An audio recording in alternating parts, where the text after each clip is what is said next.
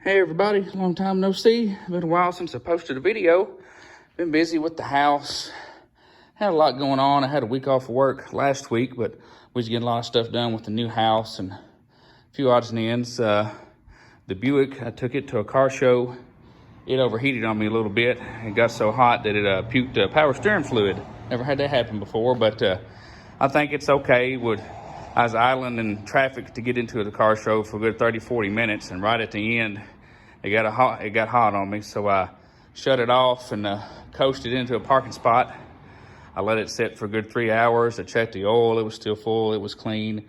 Antifreeze was still full, it was clean. Started, it fired right up and drove home, so didn't have any problems going home, seemed to run good.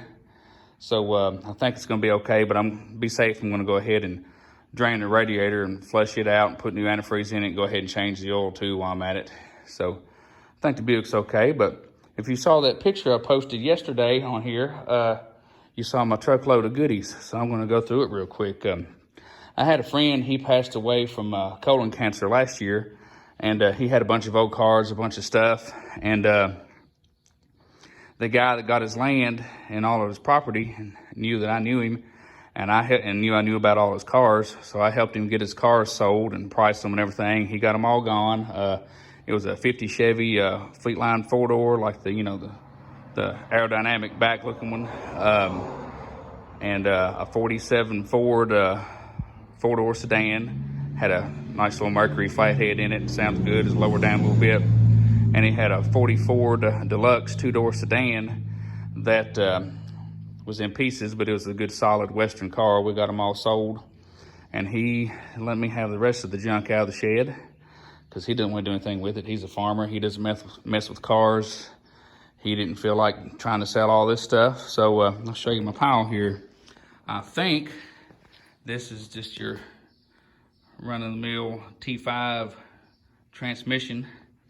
I think he had plans to put it in one of these vehicles. But here, this big beast, which it alone, I think, squatted the back of my truck down more than anything. I think I've narrowed it down going by all the casting numbers. It is either a 59 or a 60 Oldsmobile 371 Rocket with a 394 4-barrel carburetor on it, or 4-barrel intake. Big hulking beast of a motor. Everything's almost 2 feet wide. It looks to be, decent shaped. I haven't got to spin it over to see if it's locked up or not. But yeah, going by these numbers here, and then the casting number here, we've deduced it's either a 59 or 60 371. And going by this number here, and the fact that it's red and it's 4-barrel, we think it's a 394. But I don't really have any plans for this engine, so I'm probably gonna try to move it along to some Oldsmobile enthusiast that would want it a lot more than I would. So there's that big beast. Here is the one I'm most excited about. I've had all kinds of oddball engines my whole life. Y-block Fords, nail heads. I've never had a small block Chevy to mess with. And this is a 283. I don't know exactly what year it is yet, or any of that, but you can go by these numbers. I'll probably figure it out later. And then I've got two junk flathead Fords. That red one actually came out of the 40 2-door sedan, and that one came out of the 47, and he dropped the Mercury in it. I don't know what's wrong with them. I'm sure they need to be rebuilt. On top of all the other engine stuff, I got these dress-up parts here. I got some kind of aluminum flathead intake. I don't know what brand it is. This is for single carb. I think that's a H&H Flathead's rear oil breather. Got some Edelbrock heads. I don't know if they're usable or not. They got a little bit of corrosion there in the water jackets, but I mean, they may be okay if you flushed them out. I'm not gonna use them, so I'll probably end up selling them. But sometime later this week, I'm gonna go back, probably tomorrow, and get a whole other truckload of stuff.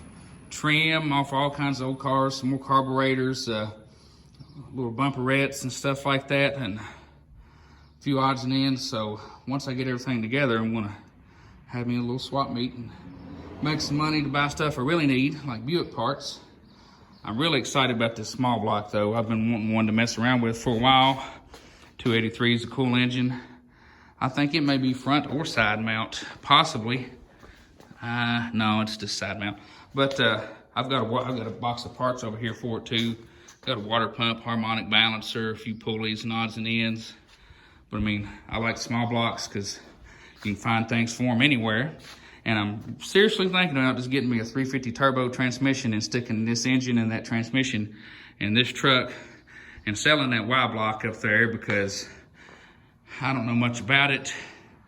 It's big, it's bulky, it's hard to find parts for, and I'd rather just move it along to somebody that really likes it and is a Y block enthusiast and stick that engine in the truck. It'll weigh less. I know Chevys, I can have people cuss me at the car shows because I put a Ford engine in a Chevy, it'll all be good.